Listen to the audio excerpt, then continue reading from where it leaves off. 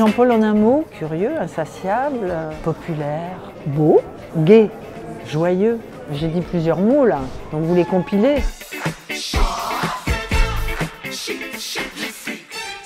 Je savais que c'est un truc qui lui tournait dans la tête depuis de nombreuses années. Il disait j'aimerais tellement faire une revue, etc. etc. Et si on la faisait, qu'est-ce que t'en dis? Alors moi je me dis, Jean-Paul, ce qu'il a fait dans la mode, dans sa transgressivité, ça a compté pour moi dans ma vie. J'ai trouvé que c'était important, je voulais essayer vraiment qu'on mette ça dans le spectacle. Un jour, il est venu me voir en m'expliquant à quel point Falbala, qui est donc un film qui raconte la fabrication d'une collection de haute couture, et il m'a dit à quel point ce film avait été important pour lui. Il se trouve que dans ce film, la muse du couturier est Micheline Prel, qui est ma mère, et voilà, et c'est comme ça qu'on a fait connaissance. Après, j'ai fait un film sur lui qui s'appelait Les Falbala de Jean-Paul Gaultier, où je l'ai suivi pendant 6 mois, justement sur la création et la fabrication d'une collection de haute couture. Voilà, et puis après, on ne s'est plus vraiment quitté, quoi. On peut dire que c'est un spectacle tout terrain. C'est de la danse, mais pas que. C'est du théâtre, mais pas que. C'est de la mode, mais pas que. On a fait quelque chose d'un peu hybride.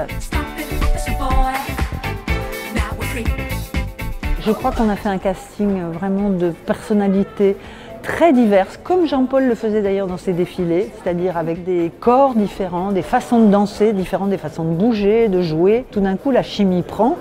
Et voilà, je crois que c'est une très belle troupe, quoi. C'est assez lourd, je ne vous cache pas que c'est assez lourd. Donc il a fallu qu'on se fasse à cette lourdeur. Je ne vous cache pas que ça rendait dingue Jean-Paul, donc qui a l'habitude, vous savez, de taper par terre et que ça aille beaucoup plus vite. Donc voilà.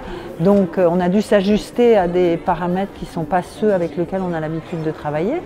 Mais voilà, mais c'était très intéressant. Oui, c'est une lourde responsabilité. Le bonheur, c'est que ça marche, que les gens sont contents, que les gens viennent. Jean-Paul, il aime que les choses soient joyeuses, et moi aussi, donc tant qu'à faire, c'est joyeux. On sort, je crois, dans un état de... On va mieux après qu'avant.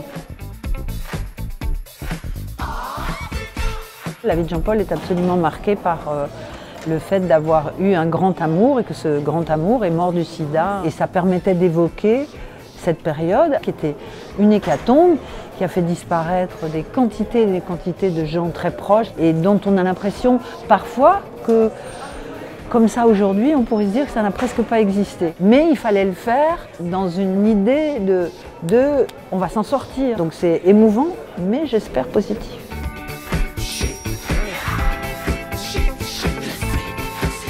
Merci d'avoir regardé cette vidéo têtue, retrouvez-en d'autres ici et là, et n'oubliez pas de vous abonner.